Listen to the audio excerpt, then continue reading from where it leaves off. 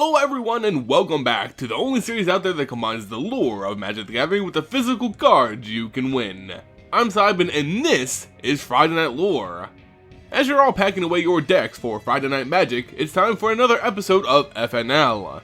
This week, we're revisiting the story of Liliana Vess and discovering her motivation leading into Eldritch Moon. When we last saw Liliana, she was having a heated debate with her former lover Jace Beleren. These two just can't ever seem to get along. Jace accused Liliana of being the one behind all of Innistrad's woes, believing the necromancer was striking back at the angels of the plane and turning them mad.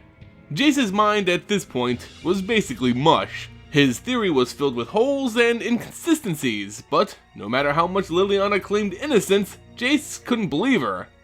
They eventually duked it out a little before Liliana had Jace in a position where she could have finished him off for good. Yet, she spared him, finally opening Jace up to the possibility of her uninvolvement. Jace wanted the necromancer to accompany him as he investigated Avacyn herself, but she felt it was tantamount to suicide and declined the invitation. As he closed the doors to her mansion behind him, Liliana returned to focus on her true agenda, the Chain Veil. For years, Liliana has become a slave to its power, and now its influence was weighing heavier and heavier with each use. An artifact that bolstered her necromantic powers, the Chain Veil has aided her in her journey to reclaim her very soul, now in the possession of 4 demon lords. 2 of the demons have been dealt with thanks to the Veil, but she found that its continued use was becoming too painful, and she may eventually replace her 4 demon lords with the thousands of souls trapped within the Veil itself. Jace at one point was Liliana's first choice to aid her in ridding herself of the Veil, but he was preoccupied with some Eldrazi or other on Zendikar. Alone with a nearly mad Jace on her favorite plane, Innistrad, she began to tamper with the Chain Veil despite promising Jace otherwise. She had gathered the foremost Geist Mage in all of Innistrad, a meek spectral scientist named Derek. Using some artifacts of his own, coupled with various tubes, wires, and conductors, Liliana planned to rid herself of the Veil and its ghosts. The scene was something out of Frankenstein's monster. Liliana was attached to a number of different electrodes, all running through the Chain Veil that rested upon her face. Outside wires crisscrossed from a conductor finding their way inside. Of course, an ominous thunderstorm was taking place, the energy source for this experiment. With everything checked and double-checked, Liliana gave the all-clear. A needlessly large lever was pulled by the grotesque assistant, Jared, and lightning struck the conductor. As electrical energy surged through Liliana's body, she could feel the power of the mage's geists working against those of the Chain Veil. The pain was impossible to describe, but pain was only temporary. Smoke bellowed from the machines as it struggled to contain its power. Lights flickered on and off as she fought the urge to scream. With the artifacts completely spent and the equipment bucking to their limits, Liliana finally met her own and let out a cry of pain. The room erupted, and then everything went silent. When the smoke cleared, 2 things were evident. The room was a disaster area, and the experiment didn't work. Disappointed, Liliana asked for the Geist Mage and his assistant to kindly leave, and as they did, her mind went back to Jace, the only man she knew who was clever and determined enough to find a solution to her problem. She hated knowing that she needed help, especially his help, but she chucked it up as just needing a few warm bodies between her and her demon lords. She just needed to find a way for Jace to owe her, somehow. As her mind wandered through thought, she hears a scream come from her throne room, followed by the scent of blood and damp fur. She rushed down the numerous flights of stairs to find a large pack of creatures resembling werewolves, but somehow far different. They were twisted, many having extra limbs, or limbs in the completely wrong spot. Whatever they were aggressive. They killed Derek, and now they sought to do the same to Liliana. She kept the Chain Veil neatly in her pocket. She wouldn't need it for this fight. She called out to Jared, the assistant, to get his coat. They were leaving. She conjured up enough death magic to kill those blocking the exit. No more, no less. She wasn't about to tempt the use of the Veil after just blasting it with lightning. And with just a twitch of her hand, Liliana, Jared, and a now zombified Derek escaped the manor. There was no time to sit around wondering what those things were. Liliana had to return Derek to where she got him, a little worse for wear, but still, standing. She had borrowed the Geist Mage from one of the most powerful vampires on Innistrad, Olivia Voldaren. She wasn't excited to return the man in this condition, but it had to be done. On the road, they came across a number of unsavory characters, all seemingly corrupted by the same twisted force as the werewolves.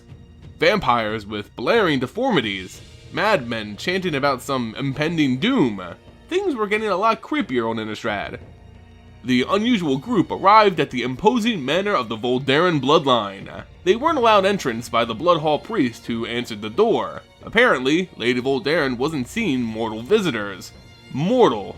Liliana scoffed at the jab. The commotion at the door garnered Olivia's personal attention. Seeing the necromancer, she immediately welcomed her in. Olivia floated down from the second floor, her feet characteristically never touching the cold stones of the floor. She had thought Liliana had come to celebrate the glorious news that Liliana was unaware of. Though she wanted to leave the castle as soon as possible, Olivia grabbed her arm and guided her deeper into the halls. It wasn't threatening, but she also couldn't refuse. They walked and talked about this great news Olivia kept going on about. The Archangel Avacyn herself has finally been killed. The thought of Jace came to Liliana's mind. That angel was the last thing he had gone looking for. Olivia went on about those of the night rejoicing in Sorin's sensible decision. Liliana looked around to see not vampires drinking in celebration, but donning heavy black steel armor. Liliana questioned Olivia about this army she was raising. She went on to explain that whoever destroyed the Hell Vault to begin with, Liliana becoming uncomfortable, released more than just the angel and demons. A new threat had entered Innistrad. This Nahiri character was causing all sorts of trouble, and Sorin wanted her dealt with. That's where Olivia's side of the bargain came in. As Olivia guided her ever further, a man in a long black cloak appeared. Olivia's grasp grew stronger. Her claws dug into Liliana's skin as she whispered, "We know it was you who released this Nahiri." Liliana tugged her arm away as Sorin Markov turned to confront her. When Liliana first came to Innistrad, Sorin let her stay as she promised to cause no issues on his plane. He was far stronger than her back then, and still today, he would be an impressive challenge. Sorin's accusations flew. Because of Liliana, this lithomancer was freed, and Innistrad was doomed. The two became so heated that a fight looked inevitable, but Olivia stepped in and diffused the situation. The time had come. It was time to meet Nahiri in combat with her army. Olivia even offered for Liliana to tag along. Surely, she could help make up for this mistake. Liliana and Sorin walked outside where the army had mobilized.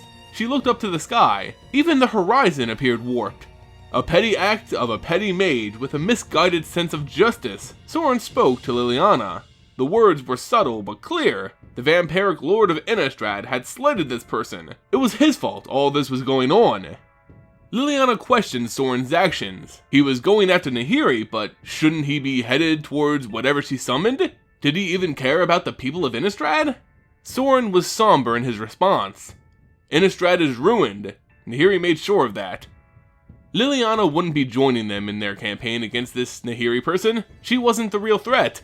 She thought that if Innistrad was truly done for, what an amazing world and home she would lose. Oh, and Jace too would probably die. As she stared off into the twisted sky, she used her magic to lift the bodies of the dead as she walked. There were so many, and her magic was so easy here. While Sorin and Olivia were off dealing with Nahiri, no one was left to clean up her mess. It looks like this was the perfect opportunity to get that favor out of Jace. It looks as though Liliana Vess is this world's last hope. It looks as if Liliana is going to take it upon herself to save Innistrad, where Sorin is seeking only vengeance. She's not the hero we deserve, but the hero we have. Just kidding, I think the whole anti-hero, saving the plane as a means to an end, fits Liliana's character very nicely. All we have to do now is wait for her Planeswalker card to drop. As with all FNLs, it's time to announce the giveaway card of the week. Since we don't even know about her new card yet, I'll be giving away a copy of Liliana Vess from Magic 15. To enter for your chance to win this card, all you have to do is be a subscriber and leave a comment on this video. At the end of the week, I'll select one at random and announce them at the end of next week's Friday Night Lore. As for last week's winner, in that episode we talked about the rise of Emrakul on Innistrad, and for a giveaway, I was giving away a copy of Archangel Avacyn / Avacyn the Purifier. The winner of last week's FNL and new owner of this card is Chris Virgos. Congratulations! If you could, please send me an email on the back end of my channel or message me via Twitter. If you guys haven't already, follow me on Twitter. It just so happens to be the easiest way to contact me and claim giveaways. Plus, you can see cute pictures of my new kitten. Anyway guys, that's gonna do it for this week's Friday Night Lore. I hope you all enjoyed it. If you did, consider throwing it a like and hit that sub button to stay up to date on all the latest MTG news and lore. You can also support this channel by becoming a patron on Patreon. When you become a patron, you not only directly fund the videos you love, but you also get entered into unique monthly giveaways for cards, fat packs, and even entire booster boxes. With Eldritch Moon just around the corner, consider supporting and win yourself some really nice prizes in the process. Make sure to check that out and all my social media links in the description below. FNL and all my giveaways are brought to you directly by abugames.com. Abu Games is a fantastic online store for all things MTG. I really suggest you guys checking them out. As always guys, thanks so much for being a part of this awesome community, and I'll see you next time.